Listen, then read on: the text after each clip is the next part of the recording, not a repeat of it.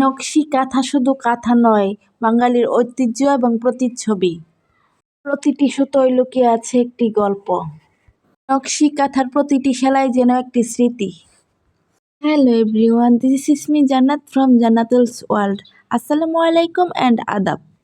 কেমন আছেন আপনারা সবাই? আশা করি ভালো আছেন। আমি আবারও নতুন একটি ভিডিও নিয়ে আপনাদের মাঝে চলে আসলাম। অনেক দিন ধরেই বাবা বলতেছে একটা নকশি কাঁথা রাখবে।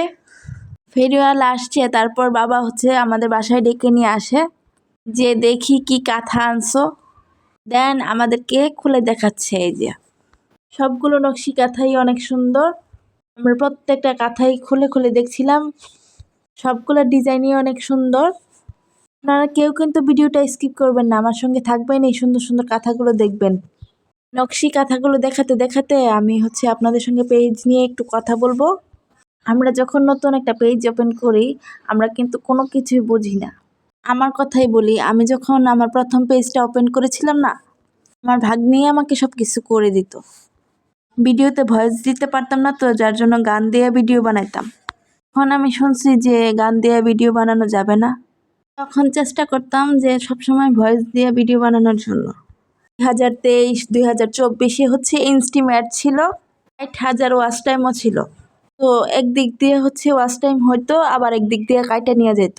কষ্ট লাগতো তখন যে আমি এত কষ্ট করে ভিডিও বানাই, ওয়াচ টাইমগুলো তো থাকেই না, আবার কেটে কেটে নিয়ে যায়। তখন আমার খুব রাগ হয়, যার কারণে আমি পেজটাকে ডিলিট করে দিই।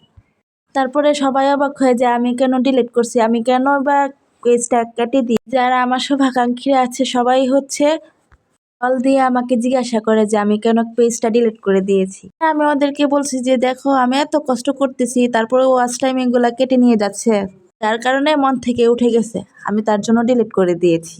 যখন পেজটা খুলেছিলাম তখন একটা গ্রুপের মধ্যে অ্যাড হয়েছিলাম। গ্রুপের মধ্যে একটা ফটো কন্টেস্ট হয়। কন্টেস্টটা খাবারের ছবি, যে যত সুন্দর করে পরিবেশন করতে পারবে ওই রকম একটা ছবি নিয়ে পার্টিসিপেন্ট করতে হবে। তো এখানে 300 মহিলারা পার্টিসিপেন্ট করে। 300 মহিলাদের মধ্যে আমি ফার্স্ট হই। আমাকে গ্রুপ থেকে একটা শাড়ি পাঠায়, একটা 3 পিস পাঠায়। আমি তো ফার্স্ট হয়েছি, আমাকে তো সেলিব্রেশন লাইভ করতে হবে। আমাকে সব আপুরা বলতেছে তোমাকে যে শাড়িটা গিফট করা হয়েছে ওইটা পরে তুমি লাইভ করবা। আমিও রেডি, সব কিছুই রেডি, ঠিক আছে, লাইভ করার জন্য। আমি যেদিন লাইভ করব ওই দিন অনেক বৃষ্টি হচ্ছিল। 1 ঘন্টা 1.5 ঘন্টা পরে কারেন্ট চলে যায়। সেলিব্রেশন লাইভ তো অনেকক্ষণ করতে হয়, যেহেতু অনেক অডিয়েন্স থাকে, অনেকক্ষণ করতে হয়। কারেন্ট চলে যায়, তারপরে আবার আইপিএসও চলে যায়। আইপিএসেরও চার্জ শেষ হয়ে যায়।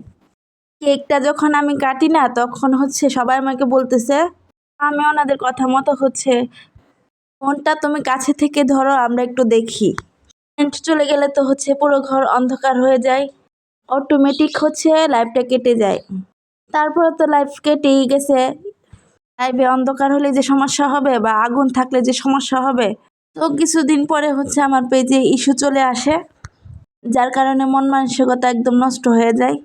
দেন আমি সাপোর্ট ইনবক্স চেক করি, ক্যান্ডেলের আগুনে যে লাইভ করছি আর অন্ধকারে যে লাইভ করছি, ইস্যু চলে আসছে আমার পেজে। মন খারাপ হয়ে এত ভিউ হয়েছে লাইভটা, তারপর আবার সেলিব্রেশন লাইভ, এই দুঃখে আমি ডিলিট করে। দেন আমি সবার রিকোয়েস্টে আবার একটা পেজ ওপেন করি। তখন আমি মাথায় নিই যে আমি যা করব এখন নিজের ভয়েস দিয়ে করব।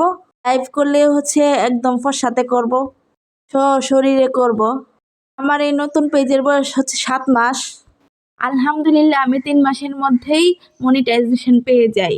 বাই দ্য ওয়ে, অনেক কথাই বলেছি, আমার ভিডিওটা হয়তো বা একটু বড় হয়ে যাচ্ছে। এই যে কথাগুলি যদি ভালো লেগে থাকে, আমার ভিডিওর কথাগুলি যদি আপনার কাছে ভালো লেগে থাকে, প্লাস আমার ভিডিওটি যদি আপনাদের কাছে ভালো লেগে থাকে, তাহলে আমার পেজটিকে ফলো দিয়ে লাইক কমেন্ট শেয়ার করে দিবেন। ইউটিউব চ্যানেল থেকে যদি দেখে থাকেন, ইউটিউব চ্যানেলটা সাবস্ক্রাইব করে দিবেন। টিকটক আইডি থেকে দেখে থাকলে টিকটক আইডিটা ফলো করে দিবেন। আল্লাহ হাফেজ, ভালো থাকবেন সবাই।